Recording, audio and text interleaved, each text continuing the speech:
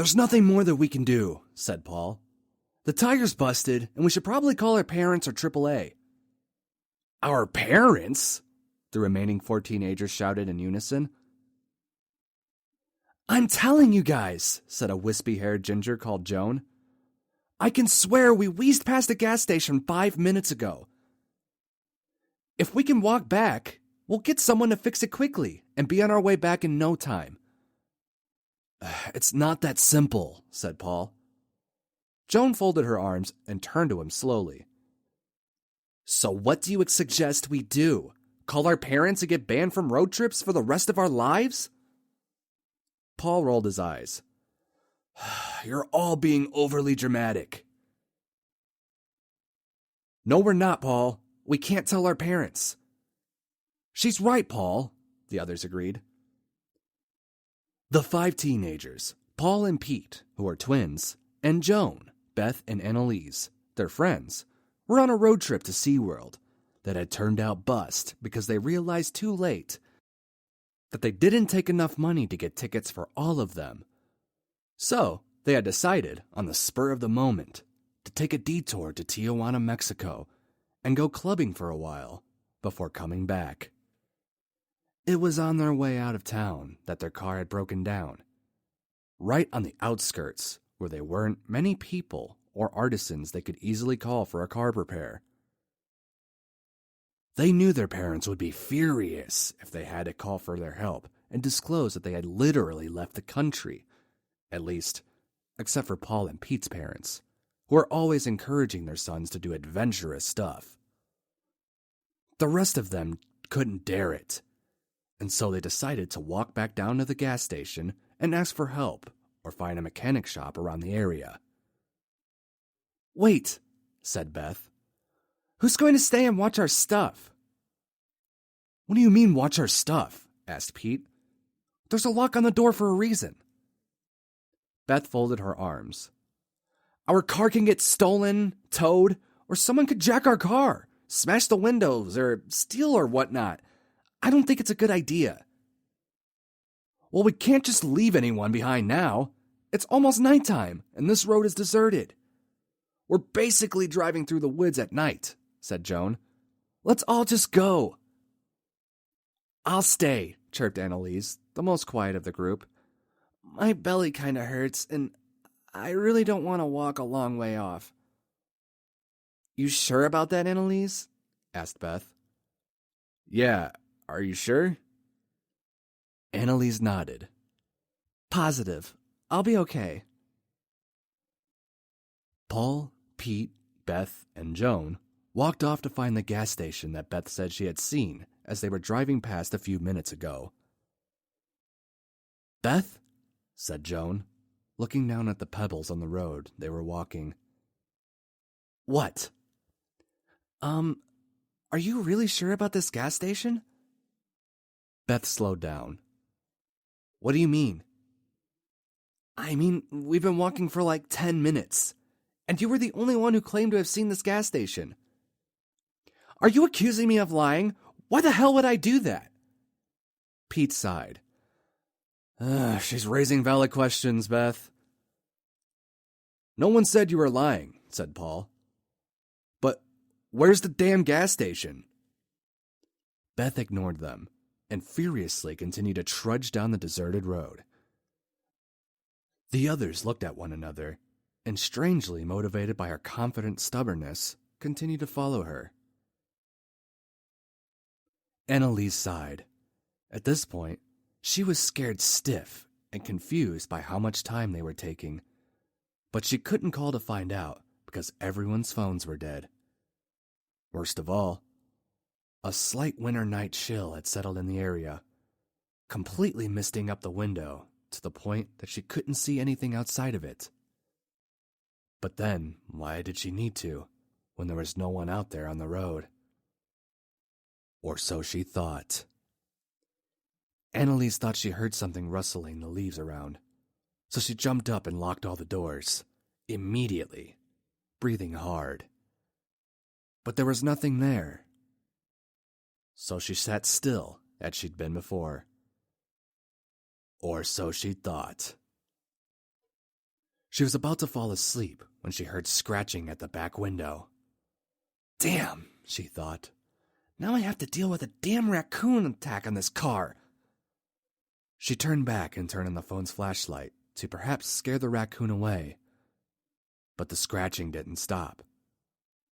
Instead, it became louder and faster, while Annalise held her breath. This was no damn raccoon. What the hell was out there? And where were her friends? It had been 30 minutes already. Or were they? Annalise relaxed and smiled. Of course. They were back and tried to play tricks on her. It was totally like Pete to do stupid stuff like that. Quit playing! She yelled. From inside the car, as loudly as she could. I know it's you guys! The scratching suddenly stopped. Open the door. The voice she heard was calm and low, barely muffled by the wound-up windows. It was menacing, definitive, and sounded like it belonged to a grown man who was 7 foot with a beard. Annalise froze. Slowly, she tapped her phone screen and turned off the flashlight as she struggled to breathe as silently as she could. Come on now! We know you're in there! Came another voice, which sounded like that of a witch, and was more menacing than the first. The voice had an otherworldly tendency to get right under her skin, and it sounded like someone was actually whispering right into her ear.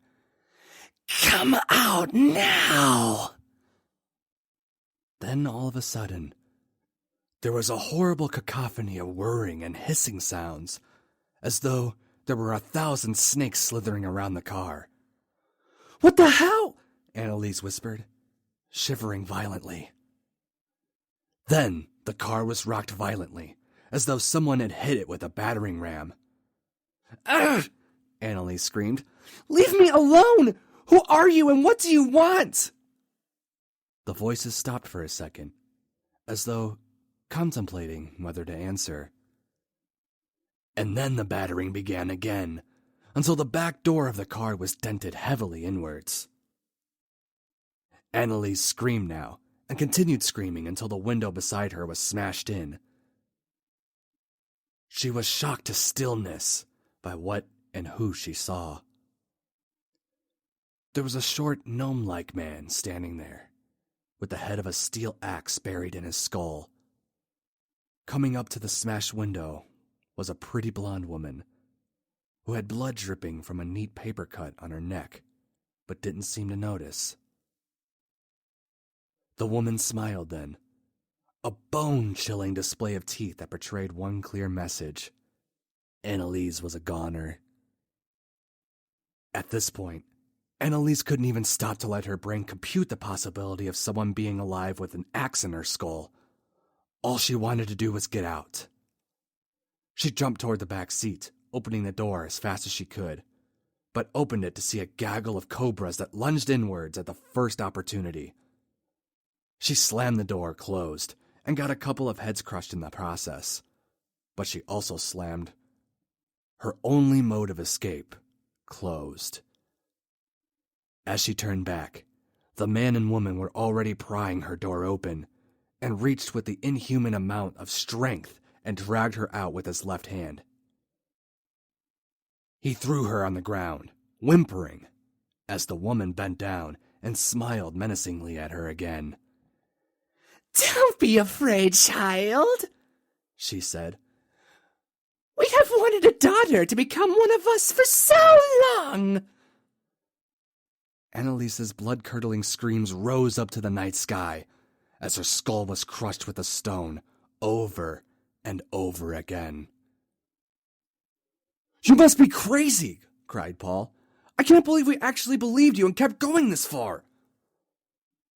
No, what will be crazy is to turn back now. We're literally almost at the last town we drove through. Beth's voice was calm and impassive. Just follow me. You bloody idiot, huffed Joan. We're in so much trouble by now. No. If we'd call our parents, we would have just been in trouble, countered Beth. Now, we can just lie and say we got lost and there was a traffic jam.